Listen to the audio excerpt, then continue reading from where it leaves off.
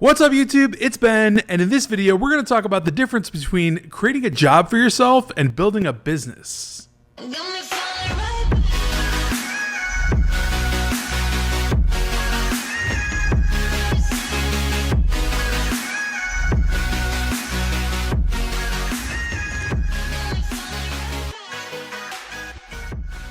Alright guys, so thank you so much for checking out my YouTube channel. I make videos every day about business, entrepreneurship, recruiting. If you like that kind of stuff, you should definitely smash that subscribe button down below and get more content like this every single day. Also, if you are not already in my Facebook group, Six Figure Recruiters, link in description to the Facebook group, please join. We have over 8,000 entrepreneurs in there, networking, collaborating. I myself drop a ton of content in there, and it's pretty much the place to be. So definitely join the Facebook group, link in description, and let's get into the video. So what exactly does it mean to build a business versus creating a job for yourself? Well, I hate to burst your bubble, but anyone that proudly calls themselves self-employed is still employed, just, by themselves. Kind of like you're the boss, but you're the boss still, so you technically kind of have a boss. Listen, all jokes aside, when you leave your 9-to-5 corporate job,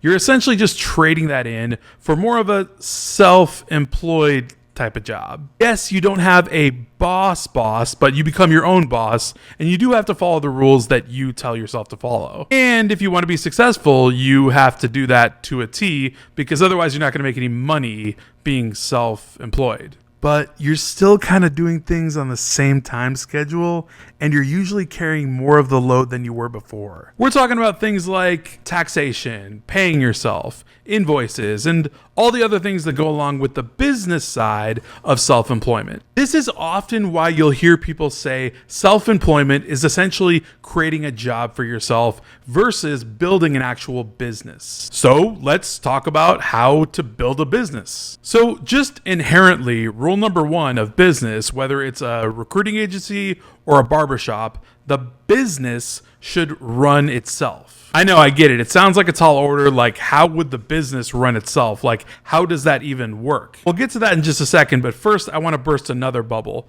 This is the exact point at which you're actually going to get that freedom you've always wanted by leaving your corporate 9-to-5 when you actually became self-employed and thought you had that freedom. But by building a business, that's the point at which you actually gain that time freedom that everyone talks about, right? Building a business is essentially creating a self-sustaining entity that cash flows with you having relatively minimal involvement. When I say relatively, I mean it's completely relative. Relative to what kind of business it is, how hands-on you want to be, how big or small the business is, and how new the business is. Now, the ultimate goal here is to work on your business, not in your business. So essentially the action steps to do that are going from self-employment phase to actually running your own company. There's a myriad of ways to do this, to transfer yourself from I'm self-employed to I run a full-blown company right now. But it's hard work. It's critical, right? That's why not a lot of entrepreneurs can execute this perfectly. And truly, it takes a lot of sacrifice, risk tolerance, and intelligence to switch from self-employment all the way to full-blown business owner. So let's talk a little bit about the steps you would take to actually create the full-blown business from being self-employed. One of those first steps that you would take in order to take yourself from being a self-employed at home, work from my desk, blah, blah, blah, all that, to full-blown business owner is delegation. There are lots of ways that you can delegate, but one really simple way to delegate right away is to simply employ offshore virtual assistants that can do pretty much anything and everything that you don't want to do for a fraction of the cost of what it would take to hire somebody in the USA. Now you can scope out the internet and find yourself a virtual assistant. You can check out Upwork.com. You can go on Fiverr.com. There's plenty of ways to find virtual assistants, personal assistants. Maybe they specify in one thing or another thing depending on what your business is, if it's recruiting or not. Any virtual assistant can pretty much do a lot for you. For instance, you could have a virtual assistant answering your emails, taking over your entire LinkedIn account, handling all your marketing, essentially whatever you want in your business done that you don't want to do. For instance, if your business requires consistent lead flow, you could have a full-time virtual assistant working for you, generating leads for you for about $1,000 a month. Really, what you need to do is understand what you want done, how you want it done, and be able to train people on exactly what to do for you. My personal recommendation to you on delegation is to write down every single thing that you do for your business from sunup to bedtime. Then take a look at the list again and look at things that you don't need to be doing personally. Things that you could outsource to anybody else and it would be just the same as if you were doing it. Then you pay for those people to be doing those things and you recoup some of your time. The other side of looking at it is finding out what people could help you with, where you could still be involved, but somebody could just be added to supplement to what you already are doing. By doing this, you are well on your way to understanding exactly what and how you should be delegating things out in your business. Now you're actually building a team, whether it's people all in the USA, offshore, or a hybrid of the both. You have a team of people that are working for you now.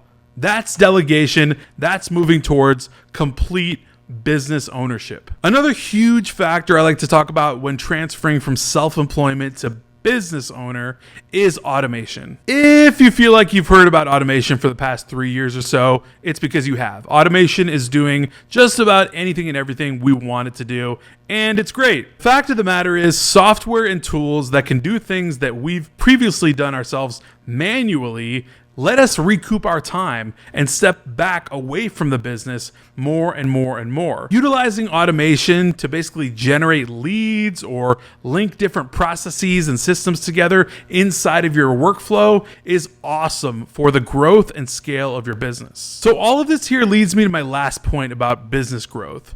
You're never going to be able to do it alone. A one-man show cannot scale. They say that if you want to go fast, go alone. They say if you want to go far, go together. I take far to mean a lot of money.